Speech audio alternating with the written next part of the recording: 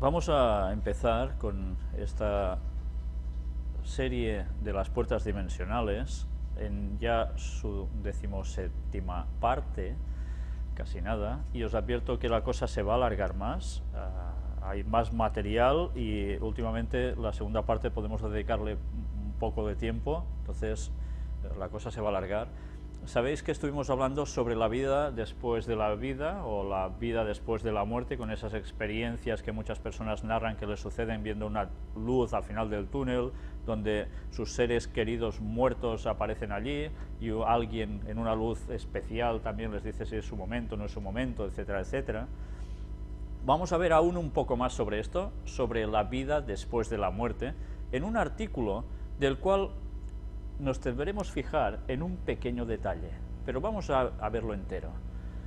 Ya ves, extraído de Renovación Carismática, nos dice testimonios sobre que los libros de la vida de cada hombre están archivados en el cielo. Veréis qué cosa más curiosa. Ya sabéis que en la Biblia se habla de que hay el libro de la vida, donde nuestros nombres están inscritos con todo lo que hemos hecho, etcétera, etcétera, y si somos salvos o qué va a pasar con nosotros, si vamos a ser borrados. Mirad lo que aquí nos dicen. Su nombre está escrito en libros de la vida, asegura un hombre que tuvo una experiencia cercana a la muerte, y ellos contienen con todo lo que ha hecho y dicho, aunque por supuesto la confesión lava los pecados. El testimonio que resumimos aquí es similar al que han experimentado otras personas que han vuelto. Ya ves que dicen que han vuelto, o sea que dan por sentado que se han ido, ¿eh? Esta información se obtiene a partir del testimonio de un predicador cristiano llamado Richard Sigmund, quien escribió 2 libros sobre su supuesta experiencia, Un lugar llamado Cielo y Mi tiempo en el cielo, que recibió muy buenas críticas, aunque debe entenderse que es denominacional, no católicos, y que Sigmund, que murió en 2010, creía en un rapto. Una vez más, tome lo que puede ser bueno y deje el resto.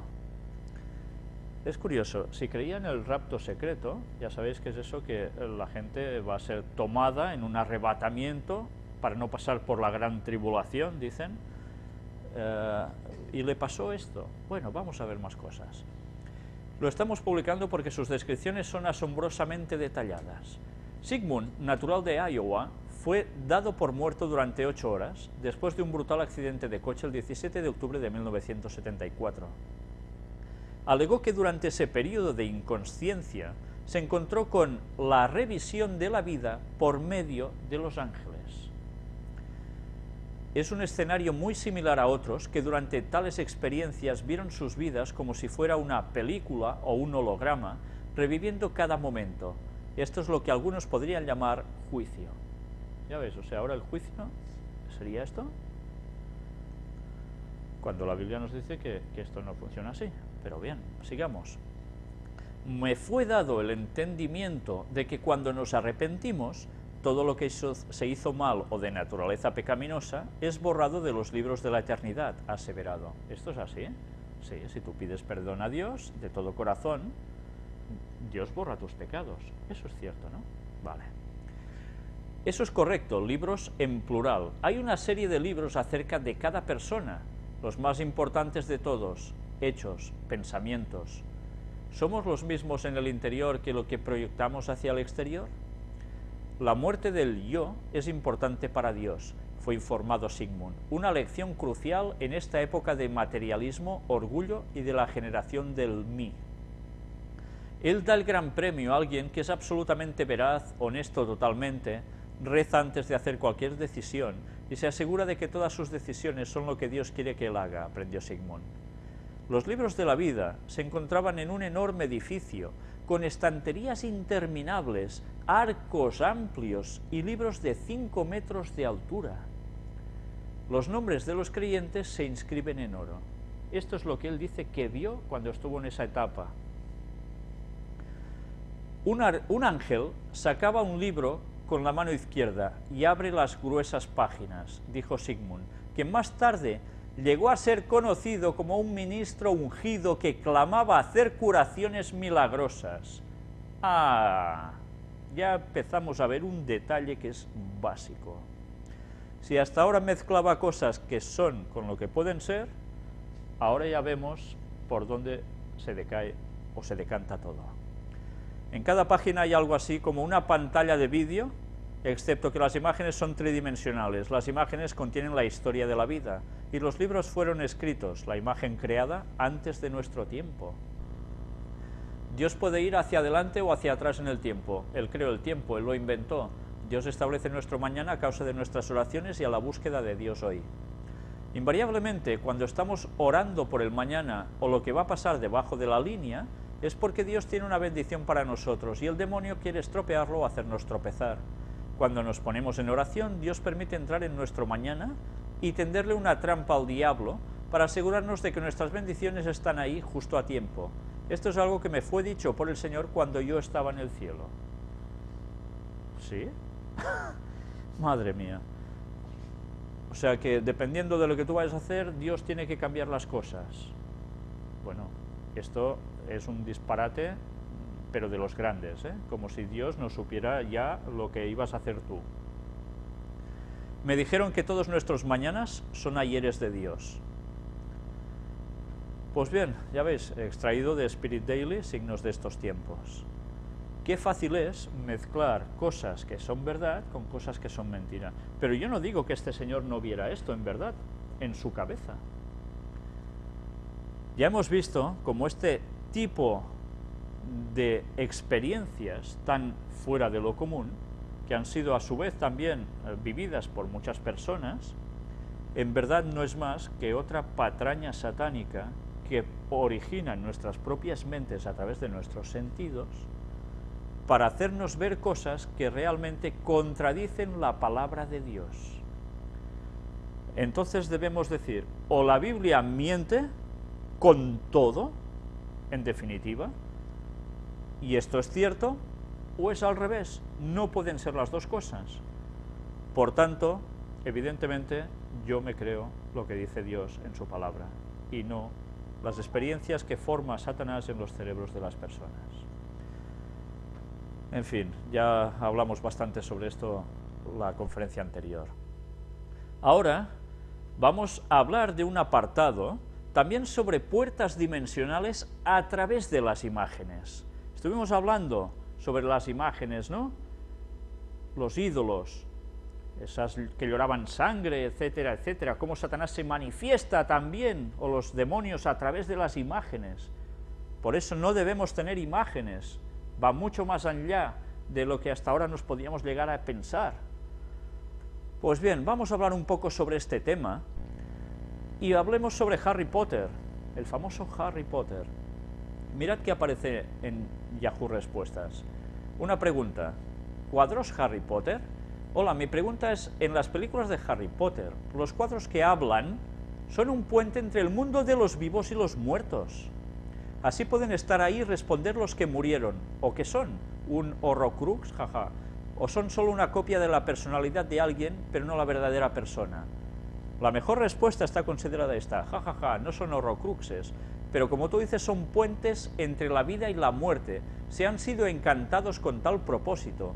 Al morir Dumbledore, Harry corre a ver a su cuadro, pero aún no está encantado como para poder mantener la comunicación. Luego Snape lo encanta para seguir hablando con el director. Yo no he visto estas películas, la verdad es que ni ganas, pero ya sabéis que montones de gente, especialmente niños, se han tragado estas películas con, bueno, una ansia tremenda, ¿no? Pero ¿os dais cuenta del diálogo que aquí se está manteniendo entre preguntas y respuestas? Los cuadros como puertas dimensionales entre el mundo de los vivos y los muertos. ¿En verdad, entre quién? Entre los demonios, que simulan ser muertos, y los vivos. Y esto no es una cuestión de ficción solo, de novela o de película, sino que realmente va más allá de esto.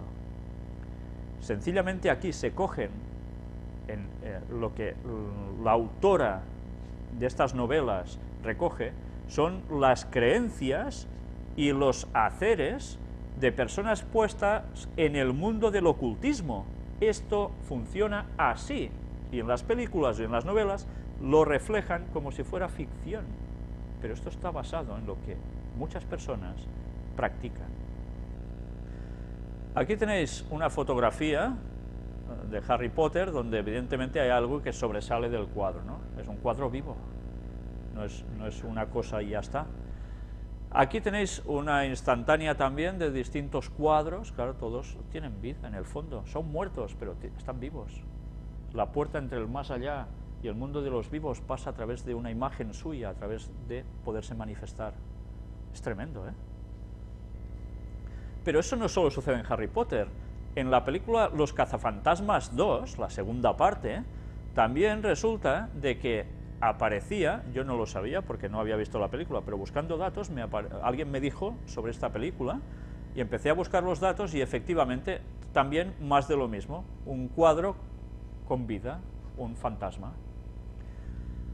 Pues más de lo mismo, el cuadro del fantasma Moldavo Vigo, que hace de las suyas en la película se ve. Hollywood nos está transmitiendo el conocimiento ocultista, que mucha gente está practicando y que mucha gente cuando ve esto sencillamente cree que es ficción, pero que evidentemente yo me pregunto, cuando alguien se queda solo en un lugar un poco tétrico donde haya una cosa de estas, si no se acuerda de lo que ha visto en la película, seguro que le queda un recelo, ¿verdad? Pues Satanás puede utilizar cualquier circunstancia así. El retrato de Dorian Gray, ¿recordáis qué es esto?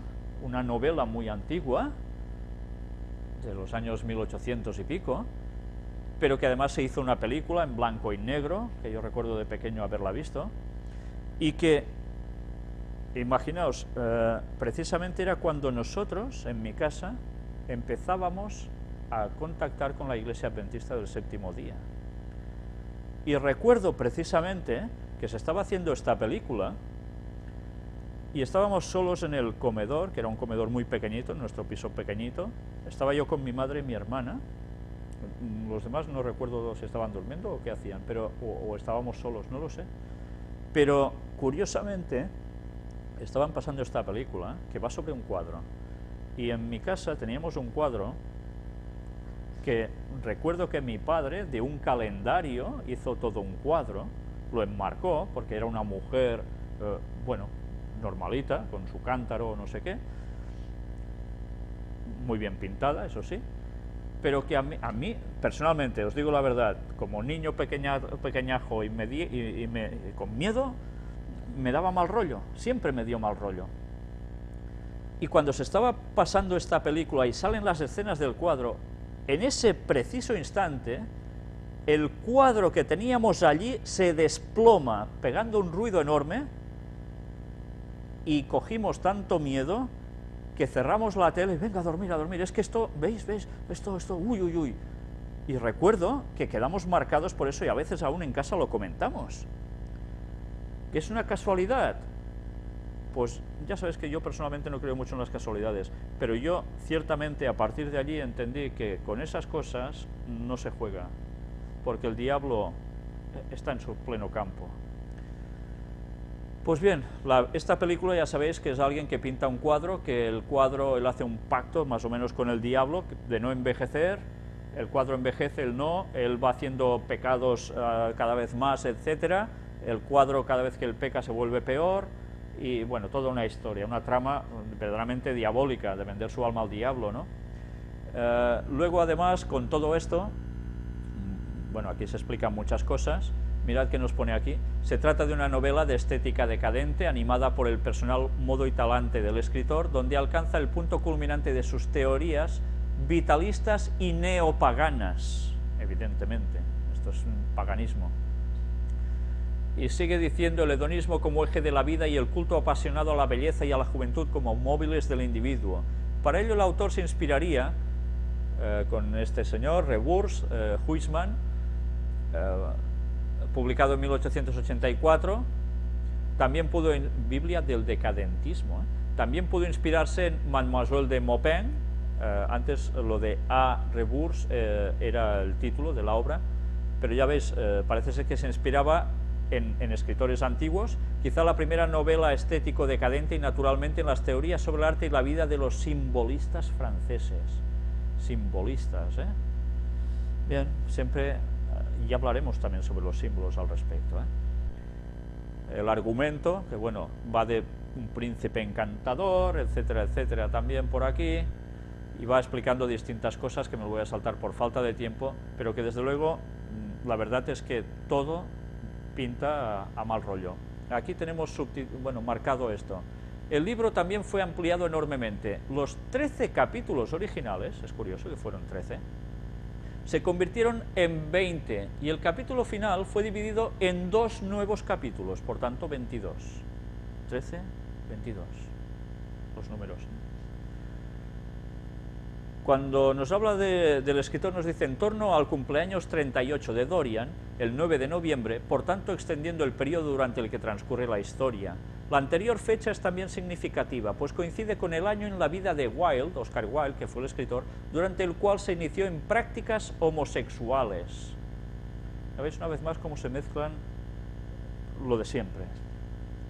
El prefacio del retrato de Dorian Gray, sigue hablando, deja huellas de la exposición de Wilde al taoísmo y a los escritos de Zhuangzi. Una vez más nos remite a cosas sobre Oriente, ¿no? Pues bien, una vez más nos damos cuenta de que el espiritismo se puede manifestar a través de todas estas cosas. Y hablemos sobre iconografías. ¿Sabéis qué son las iconografías? Habéis visto que en Grecia son muy utilizadas, en las iglesias ortodoxas hay imágenes de vírgenes y de santos y de todo muy bien dibujados, o bueno, con un estilo muy peculiar, pero que eso está en muchas partes, ¿no? Quiero que veáis el origen de la iconografía.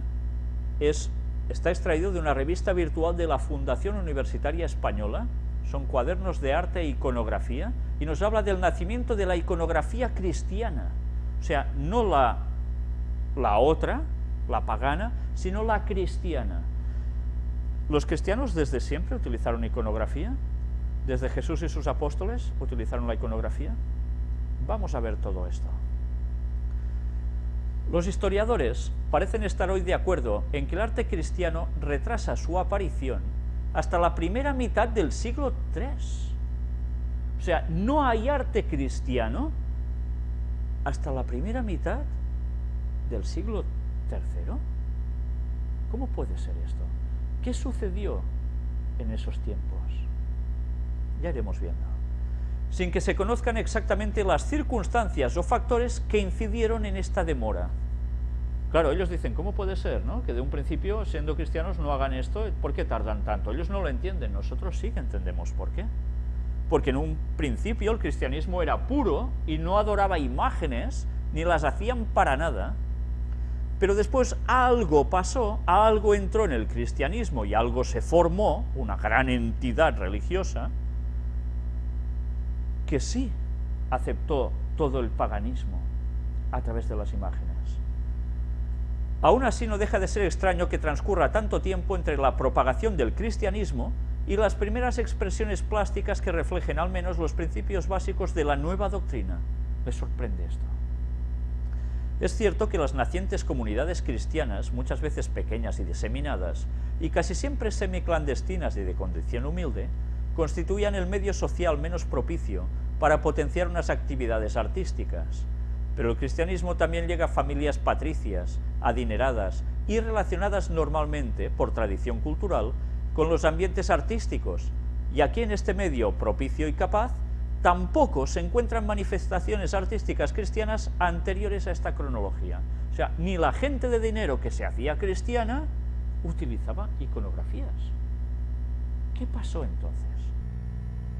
Cabría pensar, entonces, en la dificultad de adecuar unos contenidos de carácter trascendente y espiritual en un contexto artístico en el que se exalta y predomina la forma y la materia.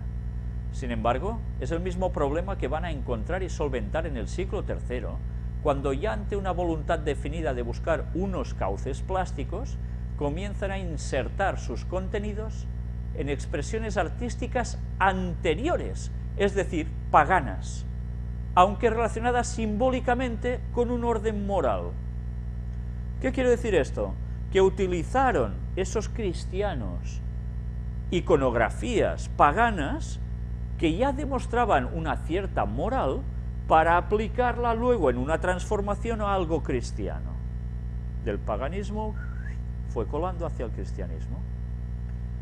Por todo ello, el trasfondo ideológico se perfila de manera más definida como la causa primordial, por supuesto no exclusiva, de este inicial y prolongado aniconismo. Cristianos y judíos, por prescripción bíblica, son comunidades con una fuerte tradición iconoclasta. Bueno, dice el Levítico: no os hagáis ídolos, ni pongáis imágenes o estelas, ni coloquéis en vuestra tierra piedras grabadas para postrarse ante ellas, porque yo soy Yahvé vuestro Dios. Términos semejantes se vierten en Éxodo 20, que es donde están los 10 mandamientos, y en Deuteronomio 5, que también se repiten. Los documentos destinados a encauzar la disciplina de las primeras comunidades cristianas insisten en que rechacen cualquier manifestación o cualquier objeto que les aproxime a la imagen, al ídolo. ¿Veis? Los primeros escritos cristianos son contrarios a esto. La Didascalia, manuscrito sirio redactado a mediados del siglo III, aconseja a estas comunidades rehusar cualquier donativo que proceda de pintores o escultores, de aquellos que fabrican ídolos. Hasta ese punto llegaron: no queremos vuestro dinero. Las constituciones apostólicas, compilación realizada a fines del siglo IV y que reúne escritos atribuidos al período inicial del cristianismo, excluyen de la Iglesia a los pintores, del mismo modo que excluyen a las prostitutas. Ni siquiera se plantean que el artista pueda cambiar su antiguo repertorio por otro de contenido cristiano. Eran tajantes, ¿eh? Nada de todo esto. Incluso los padres de la Iglesia, que podían haber enfocado el problema desde la perspectiva de una reflexión más amplia e intelectual, persisten en esta misma actitud. Tampoco.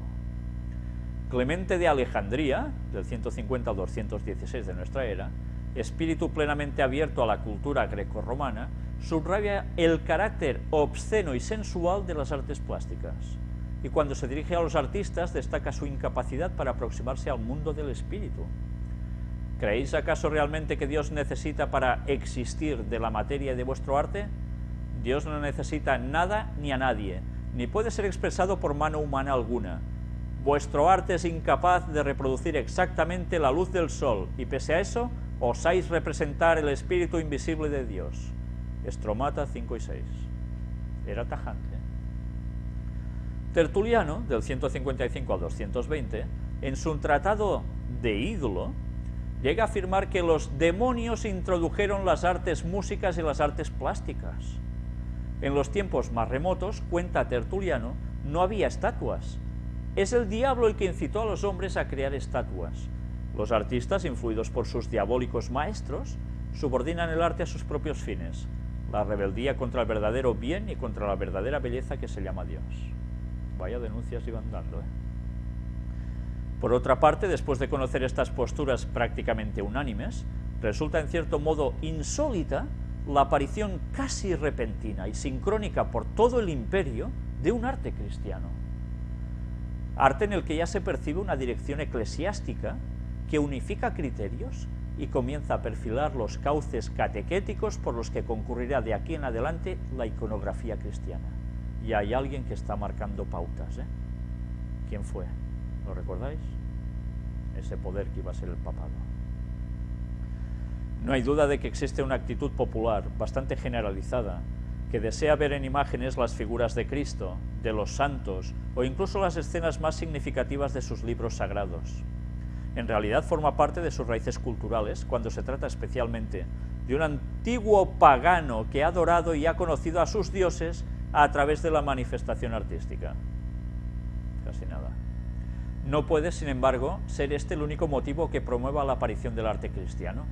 En la opinión de Grabar, se desconocen los motivos reales que propiciaron este cambio tan brusco a principios del siglo III, sin descartar la posibilidad de que la iconografía cristiana haya surgido como respuesta al reto plástico de una religión rival que incluso podría ser la judía.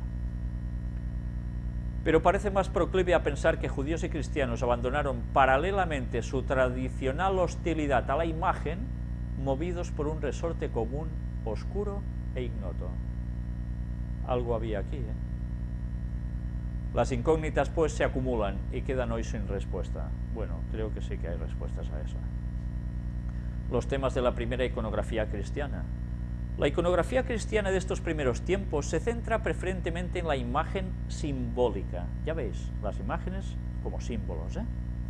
La sociedad pagana contemporánea se encontraba inmersa en una fuerte corriente de simbolismo promovida especialmente por las doctrinas religiosas y filosóficas que se habían propagado por las riberas del Mediterráneo.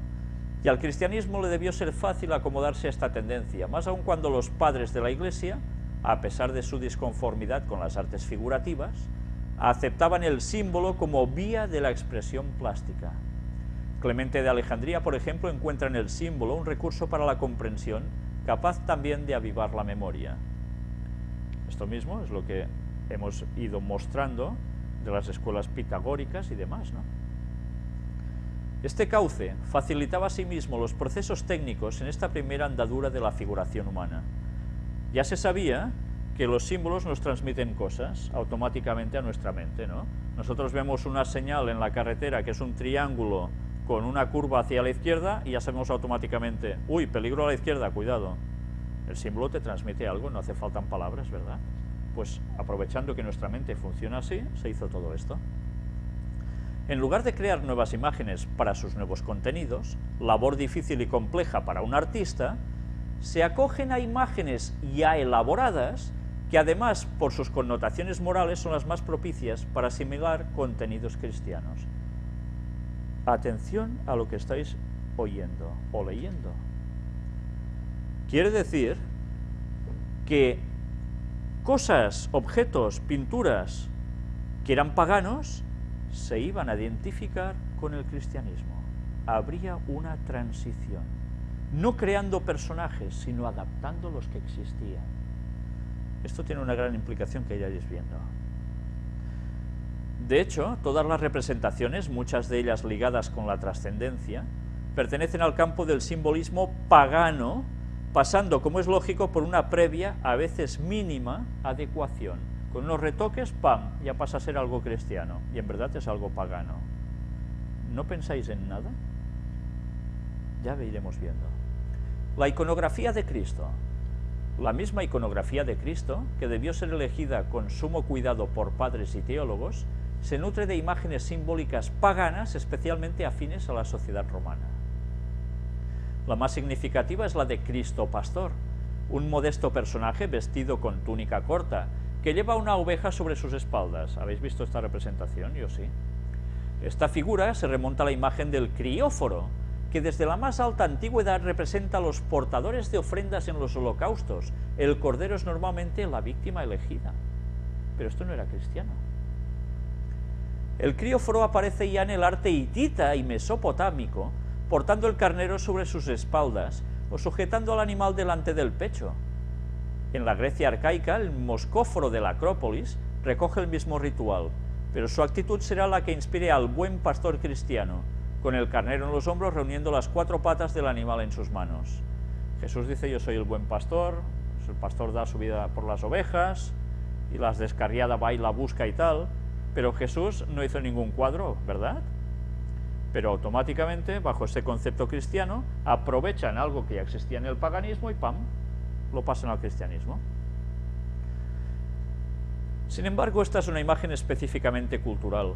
Se convertirá en alegoría moral cuando el Hermes crióforo, deidad pastoril de la Arcadia y protector de los rebatos, debe ser rebaños, asuma por influencia del neoplatonismo el papel de una divinidad benéfica, de un dios amigo de los hombres, y llega a ser en el mundo romano, acuñado en los relatos bucólicos de Teócrito y Virgilio, el símbolo de la filantropía. Aquí se adecúa precisamente el tema del buen pastor, cuidando y rescatando a sus ovejas perdidas, alegoría de las almas, que de acuerdo con las fuentes bíblicas se convertirá en el símbolo de redención. San Lucas, en la parábola de la oveja perdida, en Lucas 15:3, a través de la imagen del pastor gozoso por el encuentro de la oveja descarriada, exalta el celo de Cristo por el pecador. Isaías, en el poema del siervo de Yahvé, de Isaías 53:6, utiliza una imagen literaria similar para profetizar el sacrificio del Mesías. Todos nosotros como ovejas erramos, cada uno marchó por su camino, y Yahvé descargó sobre él la culpa de todos nosotros. A veces la imagen del buen pastor se mezcla y matiza con la del mítico Orfeo, poeta legendario de la Tracia, capaz de amainar a los animales más salvajes con sus melodiosos cantos. Una cierta proximidad entre la moral cristiana y la moral órfica, en conceptos como el pecado o la purificación, debió contribuir a que el tema se cristianizara con rapidez. Orfeo conserva su actitud y sus atributos, especialmente reseñados en la lira, pero cuando simboliza a Cristo se dirige a ovejas y carneros, las almas más rebeldes, para expresar el poder disuasorio de su palabra. Él amansaba a las fieras, Cristo a las almas. Siempre hay un paralelismo. Aparece también, aunque con menos frecuencia, la figura de Cristo doctor o Cristo maestro de la sabiduría. Es una imagen que reemplazará la del pastor casi definitivamente en el siglo IV, pero que ya en el siglo III aparece en la pintura de Catacumbas, sosteniendo en la mano un rollo o un códice abierto y levantando a veces la otra mano con un gesto típicamente oratorio. ¿Lo recordáis? Ese gestito con la mano alzada y aguantando un libro. Pues ya veis de dónde está sacado, en verdad. La forma de presentar a este Cristo, con túnica y pallium, sandalias y pelo corto, rememora la figura del filósofo. Es un tema nacido sin duda en un medio intelectual que muy bien podría ser Alejandría como centro de meditación y contemplación más representativo de la época. Sin embargo, ya es más dudoso que el hombre barbado de los sarcófagos, sentado en medio de sus discípulos y en ocasiones próximo al orante, sea una representación de Cristo. Parece más bien una alegoría de la doctrina cristiana, la auténtica, la verdadera filosofía, que impregna y cobija a cuantos la escuchan. Incluso el fiel difunto asume a veces en su retrato funerario los rasgos del filósofo como forma de expresar que ha muerto en posesión de la verdad. Entre los temas simbólicos de Cristo no se debe olvidar una imagen insólita y sorprendente que manifiesta la permeabilidad de este primer arte cristiano para adaptarse a motivos paganos de escasa religiosidad. Se trata de Cristo Sol. Mira dónde salen los simbolitos, del mausoleo de los Julios, en la necrópolis vaticana, donde aparece Cristo erguido, ascendiendo a los cielos en un carro tirado por caballos blancos. La cabeza nimbada emana destellos de luminosidad. ¿Lo recordáis esto así, no? El carro arrastrado por corceles a través de los cielos es un tema usual entre los artistas paganos a la hora de representar la ascensión de un dios o de un héroe, o al mismo emperador en su gloria póstuma. Por ello, esta representación, ante la ausencia de un signo específicamente cristiano, podría suscitar dudas acerca de su identidad religiosa o pagana. Pero el carácter del propio monumento, pródigo en temas ineludiblemente cristianos, solo permite pensar que en este caso el proceso de cristianización ha sublimado aún más los significados originarios desde los contenidos de la moral cristiana. Aquí me detengo un momento para hacer una reflexión. Si os habéis fijado, todas esas artes, cuadros, esculturas, que se decían cristianos, eran de origen pagano. Dicen que se cristianizaron. Yo ahora ya os planteo una cuestión para más adelante, para una próxima conferencia, para que pensemos ya un poco en esto. Verdaderamente, lo que el cristianismo, dígase en verdad catolicismo, no cristianismo auténtico, estuvo haciendo con todo esto y ha seguido haciendo durante años. ¿Quiere decir que en verdad ellos han dejado de lado el paganismo y lo han disfrazado solo de cristianismo? ¿Quiere decir acaso que ellos verdaderamente ya no creen en eso pagano? Con esto os estoy planteando algo que va mucho más allá de lo que en un principio podemos pensar. Y de esto vamos a hablar en el tema sobre la divinidad de tres personas. Va mucho más allá de lo que nos podemos llegar a imaginar. Ellos pueden llegar a utilizar símbolos que a nosotros nos representa algo cristiano, ¿verdad? Pero que en verdad para ellos el significado auténtico es otro. Y se puede utilizar la divinidad de tres, con triángulo, paloma, tal y cual, y nos vendan de que eso es cristianismo, que es lo que es, pero ellos en verdad siguen adorando lo que para ellos simboliza en verdad auténticamente, que sigue siendo pagano, satánico. Hay personas que quieren creer o piensan así porque no saben más, que cuando ellos defienden la divinidad de tres personas, la deidad de tres, y utilizan esa simbología, etcétera, han inventado algo que es totalmente pagano y lo han colado al resto del cristianismo, incluido a los adventistas del séptimo día. Cuando en verdad ellos utilizan algo que ellos creen de verdad, que eso es otra cosa. ¿Entendéis? Están utilizando una imagen teóricamente cristiana y que ellos profesan creer en eso, cuando en verdad a ellos esos símbolos les transmiten otros conceptos totalmente distintos. Los que aún piensan en que la Trinidad es un invento de la Iglesia Católica, desconocen aún estas cosas.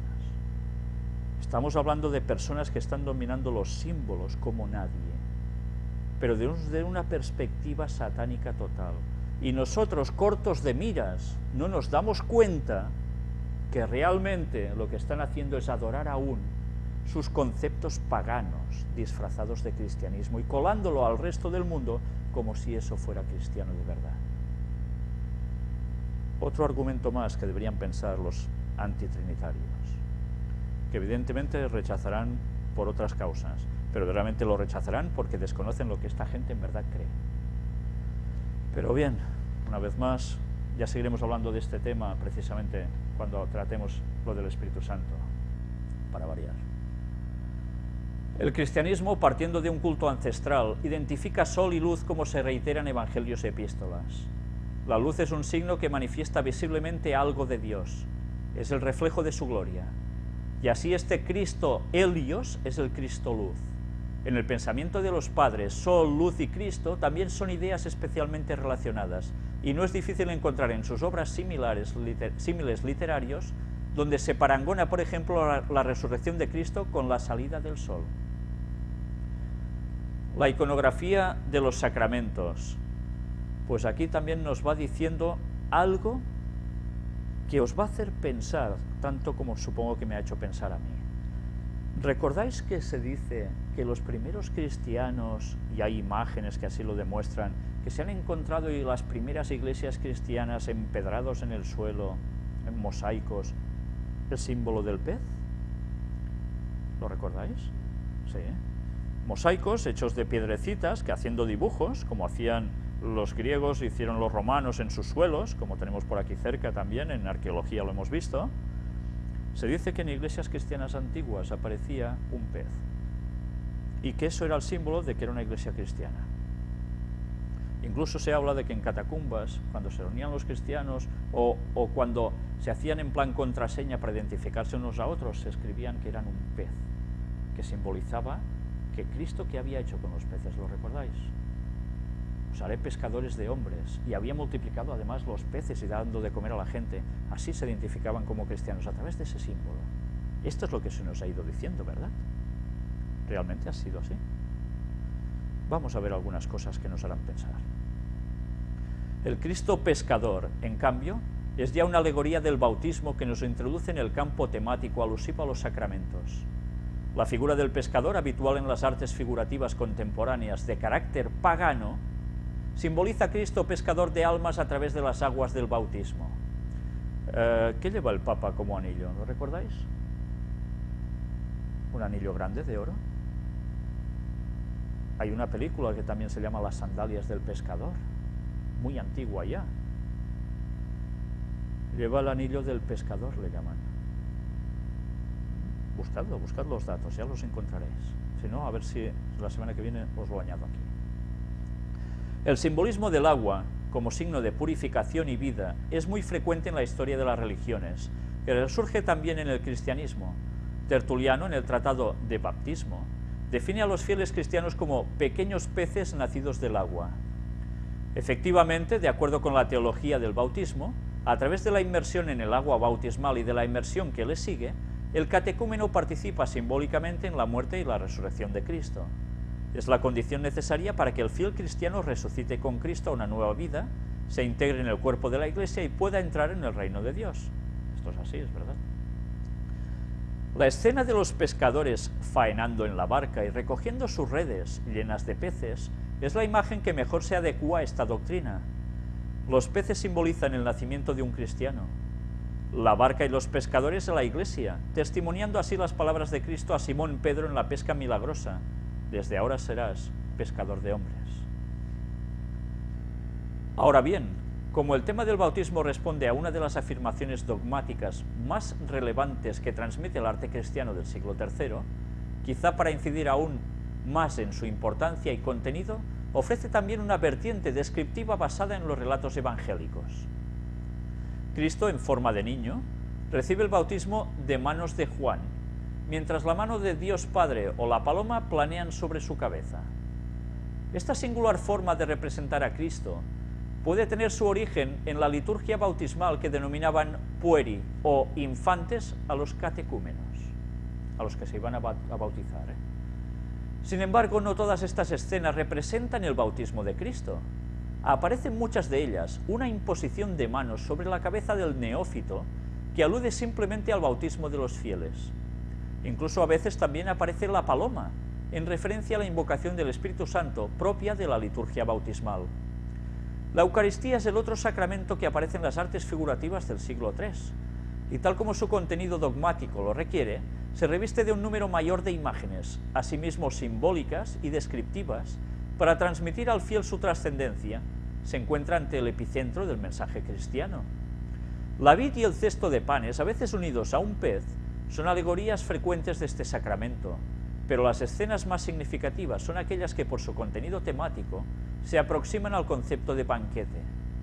En la multiplicación de los panes y peces, cuando Cristo mediante un milagro da de comer a una multitud que le sigue y le escucha, el pan milagroso prefigura y prepara la Eucaristía. El refrigerium, recuerdo del ágape funerario, se convierte también en banquete eucarístico, cuando encima de la mesa ante los comensales aparecen los panes y los peces. La insistente aparición del pez junto al pan no es producto de la casualidad. La palabra griega pez, mediante el procedimiento acróstico, significaba Jesucristo, Hijo de Dios, Salvador. Procedimiento acróstico. Luego, era un símbolo que incidía aún más en la idea de que el mismo Cristo se inmolaba en el sacramento como se inmoló en la cruz. Mediante el alimento eucarístico, el cristiano rememoraba la muerte redentora que va a liberar a los hombres del pecado y que a través de la resurrección les da paso a la vida eterna. Y ahora hagamos un poco de memoria. Vayamos hasta Babilonia. ¿No tenían ellos una deidad que era un pez? En la Trinidad pagana de los babilonios no había precisamente el pez. ¿Por qué el Papa lleva la mitra en forma de una boca de pez? Porque proviene de allí. Luego esto se coló al cristianismo y bajo esa simbología del pez, mira, esto es cristiano. ¿Os dais cuenta con qué sutileza Satanás trabaja? Y mezcla símbolos que pueden ser de una cosa de otra. Y mientras a nosotros se nos vende que es una cosa, en verdad por detrás es otra. Así juega el Vaticano. Ellos no adoran a Dios, ellos adoran a Lucifer y todo el paganismo, todas esas ciencias ocultas. Evidentemente no todos, pero muchos de ellos en su cúpula saben que eso es así. Por eso Satanás los está utilizando para sus fines. Y nos están vendiendo conceptos que nos parecen muy cristianos y en verdad para ellos simbolizan otra cosa totalmente distinta. La iconografía del más allá. Sin embargo, el refrigerium puede convertirse en una iconografía del más allá cuando el ágape, desprovisto de todo aditamento, panes y peces, se transforma en banquete celestial. Es un tema estrechamente ligado al banquete eucarístico, ya que son muchos los textos de la Biblia que ven en la Santa Cena una preparación del banquete mesiánico en el que Cristo volverá a encontrarse con los suyos. Tanto en el discurso en la sinagoga de Capernaum como en la parábola del banquete nupcial, los evangelistas Juan y Mateo respectivamente hacen referencia a esta alegoría, pero quizá alcanza una expresión literaria más bella en el banquete mesiánico de Isaías 25. Hará Yahvé Sebaot a todos los pueblos en este monte un convite de manjares frescos, convite de buenos vinos, Consumirá en este monte el velo que cubre a todos los pueblos y la cobertura que cubre a todas las gentes. Consumirá la muerte definitivamente. Pero no solo el ágape alude en el arte cristiano a este refrigerium celestial, es decir, al lugar de la luz y de la paz, según el canon de la misa, donde se encuentran las almas en redención. Puede estar reflejado, por ejemplo, en la sombra de un arbusto. Esta simbología, que no aparece en textos bíblicos ni en los primeros padres de la Iglesia, debe surgir más bien como consecuencia de una actitud popular que asimila en parte la historia de Jonás con el mito de Endimión y crea un Jonás cansado y adormecido bajo un arbusto como imagen del alma en el paraíso. ¿Os dais cuenta una vez más cómo se mezclan los dos conceptos? El mito de Endimión se había convertido entre los romanos de época en una invocación funeraria para conseguir sus deseos de bienaventuranza y eternidad. Invocación funeraria de muertos. A Endimión, pastor de gran belleza, amado por Selene, Zeus le permitió elegir la existencia que más deseara. Pidió no envejecer nunca, ser inmortal, y Zeus le dejó sumido en un sueño sin fin. ¿Os suena esto de no envejecer nunca, ser inmortal? Retrato de Dorian Gray, ¿no?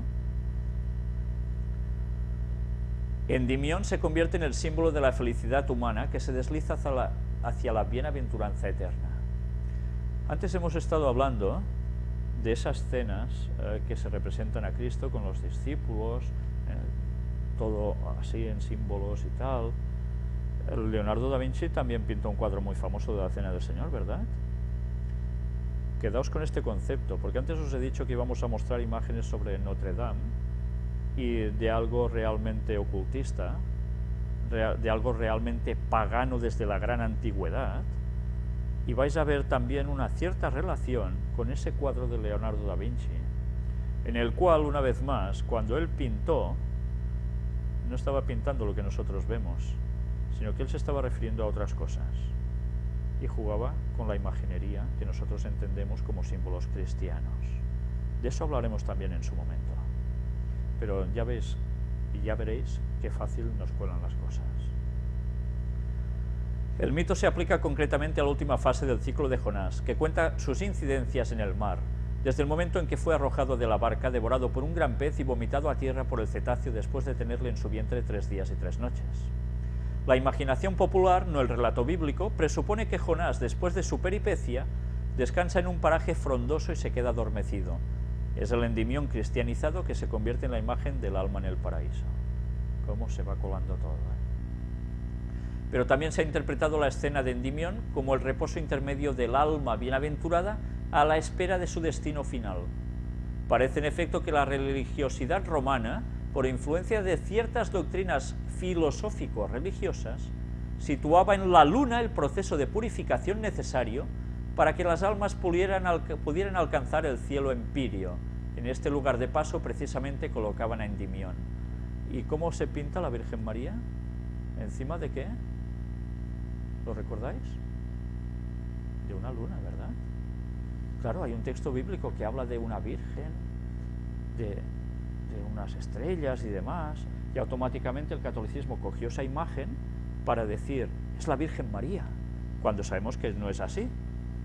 Pero ya veis cómo utilizan simbologías paganas que en verdad transmiten otros conceptos y nos lo cuelan como cristianos. Jugadas maestras, ¿eh? De un modo significativo, Tertuliano parece aceptar esta misma teoría en el pasaje de su tratado De Anima, cuando se pregunta dónde permanecerán las almas hasta el final de los tiempos, y aventura como posibles lugares el aire o la luna. Obsesionado sin duda por el tema, vuelve a insistir en la idea de un refrigerium interim, en su obra Contramarción, pero aquí olvida el ámbito lunar y, apoyándose en la historia del pobre Lázaro y el rico Epulón, imagina que el receptáculo temporal de los justos en espera de la resurrección será el seno de Abraham. No obstante, es una noción excesivamente sutil, también aislada, como para poderla incorporar sin vacilaciones a esta iconografía del más allá. Los teólogos, los mismos fieles, se cuestionarán en múltiples ocasiones el destino inmediato del alma después de la muerte, pero intentar percibir estos matices en los símbolos alusivos al alma en estado de gracia resulta en exceso audaz y poco convincente. Curiosamente, el primer arte cristiano vuelve de nuevo sus ojos a los mitos paganos para lograr otra imagen del alma redimida. Será en la fábula de Eros y Psique, transmitida por Apuleyo, que ya había sido interpretada por platónicos y neoplatónicos como una promesa de la dicha eterna en el más allá. Psique, amante de Eros, es el prototipo de la desdicha consecuencia de las luchas entre el amor humano y el amor divino. En este aspecto personifica el destino del alma humana. Su recompensa será quedar unida a Eros en la inmortalidad. Psique, como es lógico, pasa a representar el alma en redención, y el beso de Eros y Psique, símbolo de su unión inmortal, tantas veces representado en la iconografía pagana, menos en la cristiana, simbolizará la resurrección y la dicha eterna. ¡Qué cambios! Otra figura ya conocida, el Cristo Pastor, también nos introduce en la iconografía del más allá, cuando aparece en el paraíso en medio de las almas bienaventuradas que ya gozan de la paz junto a él después de su muerte. Qué cosas, ¿eh? Cuando aún nadie ha recibido la recompensa, ¿no? O muy poquitos. Y la muerte no es más que un reposo a la espera de la resurrección. El Salmo 23, llamado el Buen Pastor, plasma de un modo fidedigno esta iconografía. Ya ves, mi pastor, nada me falta, por praderas de fresca hierba me apacienta, hacia las aguas de reposo me conduce y conforta mi alma. ¿Esto quiere decir que es cuando uno se muere? No, esto es estando en vida. Y en cambio, ¡pam!, se aplica a la muerte, después de la muerte. ¡Qué cosas! Las almas bienaventuradas son muchas veces las ovejas que pacen en el paraíso junto a su pastor, pero otras, a semejanza de una alegoría pagana, la pietas, surgen en forma de orantes, con las manos levantadas en acción de gracias por su salvación. El paraíso, con un marcado carácter bucólico, recuerda estampas romanas de la vida de ultratumba. Iconografía bíblica. Entre los temas bíblicos predominan ampliamente las escenas veterotestamentarias, que tienen como mensaje común la salvación del protagonista frente al peligro de muerte gracias al poder de la oración. Y así aquí sigue hablándonos, más o menos, de lo mismo. Siempre hay connotaciones que, siendo paganas, pasan a ser cristianas. Y ya veis que es muy amplio, hay para mucho tema aquí, pero bien, lo importante creo que era que pillases ese concepto. Pero me voy a detener en este lugar para que analicemos precisamente esto de aquí. Vamos a ver que ahora nos habla de Balaam, un profeta, que nos habla de que habría una estrella, que saldría un cetro, que simbolizaría el futuro Mesías. Y mirad que ahora nos vamos a introducir en algo que ya todos estábamos sospechando. Pudiera tratarse entonces del profeta Balaam, nos dice aquí, pero también hay una profecía de Isaías que anuncia la llegada de una luz para el mundo, luz que podría estar figurada en la estrella. El pueblo que andaba a oscuras vio una luz intensa, sobre los que vivían en tierra de sombras brilló una luz, porque un niño nos ha nacido, un hijo se nos ha dado, dice Isaías, refiriéndose a Jesús, que curiosamente, y ahora ya lo digo aquí, también se le dice que es Padre eterno, príncipe de paz. ¡Ay, qué problema! Si Jesús es Padre eterno, uy, ¿cómo entendemos eso? Pero el Padre no es el Padre, Jesús es Jesús. ¿Por qué Jesús utiliza el mismo título que el Padre? ¿Os dais cuenta? Cuando los antitrinitarios dicen ¿por qué se bautizaba en el nombre de Jesús? Porque los tres participan de lo mismo, del mismo nombre. Y es Padre eterno, no es generado por Dios o producido por Dios o no sé qué por Dios, no, es Padre eterno. Está siempre con el Padre. Llegar a saber qué profecía es la representada resulta imposible e incluso poco importante. Lo fundamental es reseñar que aquí en esta escena aparece anunciada y encarnada la redención. Y aquí entramos en el detalle ya importante. Desde el punto de vista catequético, surge como antítesis de la representación de Adán y Eva, frecuente en las artes plásticas del siglo III. Es la manifestación de que frente a las tinieblas del error y del pecado emerge la luz de la verdad y de la gracia. La imagen de María con Jesús en los brazos, que la habéis visto tantísimas veces por tantos lugares distintos, puede tener también un antecedente iconográfico pagano. La diosa Isis con un pequeño Horus en sus brazos, cuyo culto se extendió por el Mediterráneo y llegó a Roma en los primeros siglos de nuestra era. Ah, la imagen de la Virgen con el niño. ¿De dónde surgió esa iconografía? De adaptar esa divinidad pagana al cristianismo. ¿Cómo podía seguir el Vaticano a adorar a Isis si no era camuflándola con la Virgen María? Y tú ves la Virgen María y ellos hablan de la Virgen María, y en cambio en verdad están adorando a Isis. Lo mismo hacen con la Trinidad. ¿Entendéis ahora su juego? La Anunciación alude en algunas ocasiones, muy pocas, a la realidad de la Encarnación, pero este periodo inicial de la vida de Cristo se centra preferentemente en la adoración de los magos como expresión teofánica del Niño Dios. Es un mensaje cuya relevancia queda especial y tiernamente subrayada en esos gentiles, dos magos, que venidos de lejanas tierras ofrendan sus dones al niño en brazos de su madre y le reconocen y proclaman como auténtico Mesías.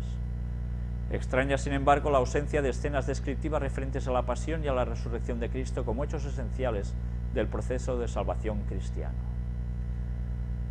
Y bien, y el artículo va siguiendo, pero creo que realmente hemos visto lo más importante en todo esto. Cómo, haciendo pasar lo pagano por cristiano y hablando como si fuera algo realmente cristiano, en verdad se sigue adorando lo pagano.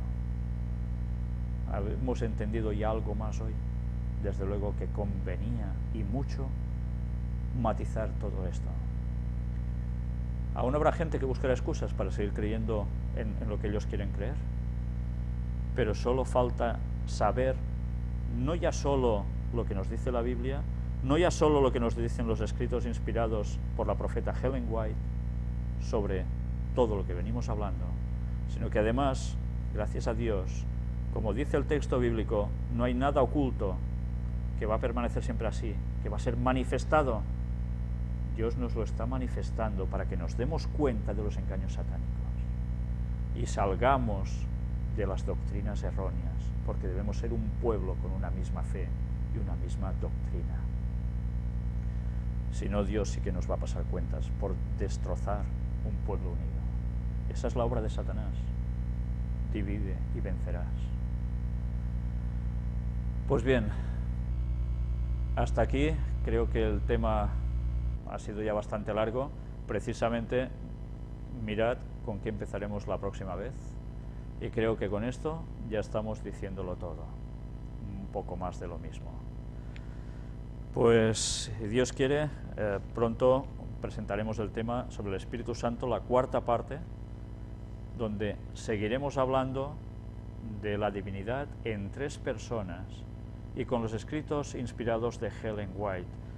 Daos cuenta de qué relación estamos teniendo, que Dios ha querido que sea así, de entrelazar las puertas dimensionales por un lado con el tema del Espíritu Santo por el otro, para poder comprobar junto con las dos cosas la verdad.